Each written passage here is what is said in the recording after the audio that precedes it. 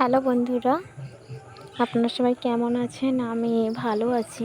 আপনাদেরকে আজকে একটা ভিডিও শেয়ার করার জন্য আমি ভিডিওটা বানাচ্ছি বা বলছি ভিডিওটা বানাচ্ছি, কথাটাও বলছি। অনেক দিন থেকে ভাবছি বলবো তো বলা হয় না, ভিডিওটাও বানানো হয় না আর বলাও হয় না। তাই তো আজকেই বলার কারণ হয়েছে এটা যে এই যে আমার বাড়িটা আজকে বেশ 2 বছর হয়ে গেল। বাড়িটার রং দেখছেন কতটা কালো হয়ে গেছে, 2 বছর হয়ে গেছে এরকম হয়ে পড়ে রয়েছে। আর পারি না বানাতে, কারণ হয়েছে কি, ছোট্ট আমার ছেলেরা যখন ছোট তখন থেকে ওর বাবা ছেড়ে চলে গেছে। আবার একটা নতুন বিয়ে করেছে, বিয়ে করে ওখানে আছে। তা আমরা ছিলাম একটা ছোট্ট ভাঙা ঘরে। ঘরটা এতটা ভালো ছিল না, ছোট্ট ভাঙা ঘর। দেখুন আমাদের পেঁপে গাছটা কীরকম পেঁপে ধরেছে। ছোট্ট ভাঙা ঘরে ছিলাম, অনেক কষ্টে ছিলাম, ঝড় ঝাপটা বহুত কষ্টে, বা এখনও আছি সেই ওখান থেকে ওখানেই আছে বাড়িটা। আবার একটু ওর থেকে থাকতে পারতাম না, তো একদম ভেঙে গেছিলো। ওটা কোনো রকম আবার সাইজ করে ওখানেই আছি। আর এই বাড়িটা ছেলেরা ছোট থেকে পড়াশোনা বাদ দিয়ে কাজ করে করে সংসারটা চালাচ্ছে, তার কিছু পয়সা বাঁচিয়ে এরকম করে বাড়িটা তুলেছি। তো এইরকম এতটা পর্যন্ত আসতে অনেকটা দেনা হয়ে গেছিলো, টাকা পয়সা অনেকটা দেনা হয়ে গেছে। অতদিন ধরে কাজ করছে, ছেলেগুলো কাজ করে করে দেনাটা শোধ করে আসছে। তো ওইটুকু অবস্থায় বা তারা আর কত রোজগার করবে, আর কত এরকম বাড়ি বানাবে, কতটা রোজগার করবে? সব কিছুই তো কেনা, আমাদের নিজস্ব কিচ্ছু নেই, জায়গা জমি বলতে সেরকম কিছুই নেই। যা করে এইটুকু জায়গার মধ্যে স্বামী এনে রেখেছিল, তো ওর বাপের জায়গা এটা, তো এখানেই ও রেখে গেছিলো বলে এখানেই থাকি। আমি কারোর ওপর কোনো জোর করি না, এখানেই থাকি। আর এইখানে থেকে আমি যাই না কোথাও। ওই ছোট্ট অবস্থা থেকে ছেলেগুলোকে নিয়ে আমি এখানেই আছি। ও কোনোদিনও আসে না, আর কোনো খোঁজ খবর ভালো মন্দ কোনো কিছু ছেলেদেরও রাখে না, আমারও রাখে না।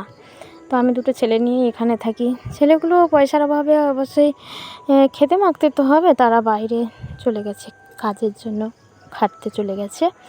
তো সেই বাড়িটা 2 বছর হয়ে গেল, আর তো তুলতে পারছি না, কোনো রকম মতে ঠিক করতে পারছি না আমি বাড়িটা। আর আমার হাজব্যান্ডের ওপর আমার কোনো অধিকার নেই বলতে কি, অধিকার থাকলেও অধিকার ফলাতে পারি না, কারণ সে কোনো খোঁজ খবর রাখে না। সে বিয়ে করে আলাদা জায়গায় আলাদা করে সংসার করেছে, সে সেখানে থাকে, তাদের খোঁজ খবর রাখে। আমার দুটো ছেলের কোনো খোঁজ খবর নেয় না, আর আমারও নেয় না, আমাদের কারোর কোনো খোঁজ খবর রাখে না। লাস্ট পর্যন্ত যখন পারলো না ছেলেরা, এতটা করে এখনও পর্যন্ত বাড়িটা রেডি করতে পারছে না।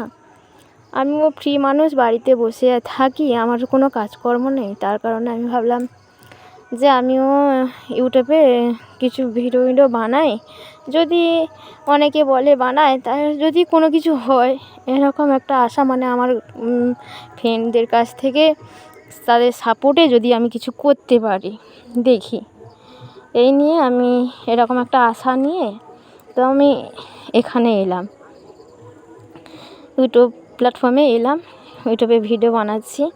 তো আমরা তো বলতে কি, আমি তো আর এত বড় লোক নয়, বড় ভালো ফোন নেই, ছোট্ট একটা ভাঙা ফোন, এটা নিয়ে ভিডিও বানাই সবার মতন স্ট্যাটাস স্ট্যান্ডার্ড হয়ে তো আর ভিডিও বানাতে পারি না। যখন যেরকম শাড়ি থাকে কোয়ালিটি, তার মধ্যে একটু ভালো বানানোর চেষ্টা করি, কিন্তু পারি না। সেরকম ক্যামেরা ধরারও সেরকম একটা কোনো মানুষও সেরকম ভালো নেই।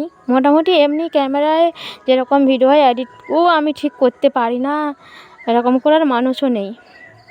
এরকম করেই ভিডিওটা বানানো হয়। তো এখান থেকে আমি বলছি যে এখানে একটু বন্ধুদেরকে এগুলো একটু শেয়ার করি, তাই আমি বাড়িটা শেয়ার করছি।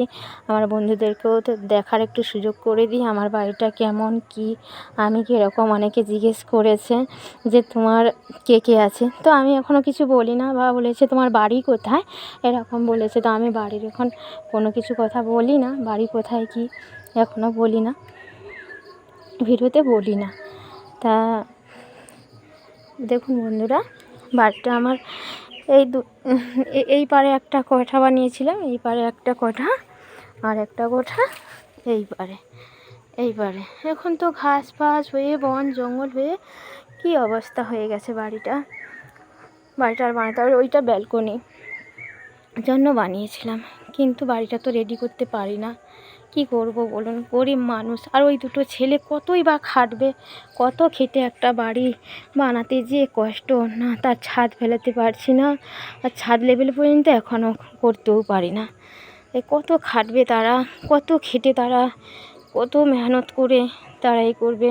তাদের পাশে দাঁড়ানোর মতন কেউ নেই, পাশে দাঁড়ানোর মতনই আমাদের কেউ নেই। সবাই আমাদেরকে অবহেলাই করে, আমাদের সঙ্গে কেউ ভালো করে মিশতে চায় না, কারণ আমাদের পয়সা নেই না।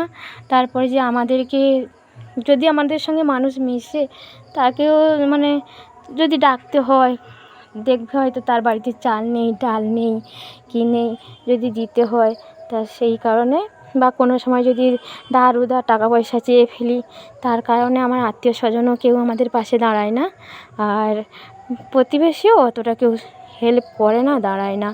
সুবিধা অসুবিধা সেরকম কেউ নেই দেখার জন্য। তো তাই ভাবলাম আমি আমার ফ্রেন্ডদেরকে শেয়ার করি, কথাটা বলি, মনটা যদি হালকা হয়, মনটা হালকা করার জন্য সবাইকে জানালাম। তো বন্ধুরা, এরকম জীবন যেন না কারোর আসে, যে হাজব্যান্ড বিয়ে করে বাড়িতে আনে স্ত্রীদেরকে সুন্দরভাবে ঘর সংসার সাজানোর জন্য আর বানানোর জন্য, কিন্তু সবার কপালে তো আর সুখটা হয় না, সবার কপাল তো সমান নয়।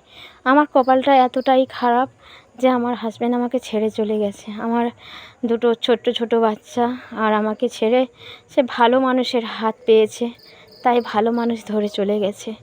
কতটা ভালো কতটা মন্দ সেটা তো আর জানি না। তো আমি এটুকুই জানি, সে ভালো যদি হয় তো একটা মানুষের সংসার ভেঙে সে নিজের সংসার বসাতো না। আমি এটুকুই জানি, কারণ সংসার ভাঙাটা অনেকটা সোজা হতে পারে, নিজের সংসার গড়াটাও অনেকটা কঠিন। ঠিক আছে, তো আমি একটু কষ্ট করে সংসার করছি, বাচ্চাদেরকে নিয়ে আছি, ছেলেদেরকে নিয়ে আছি। তো বন্ধুরা, এই তো অবস্থা পরিস্থিতি, অনেক কিছু বলে ফেললাম, কিছু মনে করো না। আমার নিজের ব্যক্তিগত কথাগুলো তোমাদের কাছে শেয়ার করে নিজেকে হালকা হতে চাইলাম, নিজে হালকা হতে চাইলাম। তোমাদের নিজের ফ্যামিলি মনে করলাম, তোমাদের নিজের বন্ধু মনে করলাম, তোমাদেরকে নিজের আপনজন মনে করে আমি শেয়ার করলাম কথাটা। ভালো থাকো, শুভ সন্ধ্যা, টাটা, বাবাই, রাধে রাধে।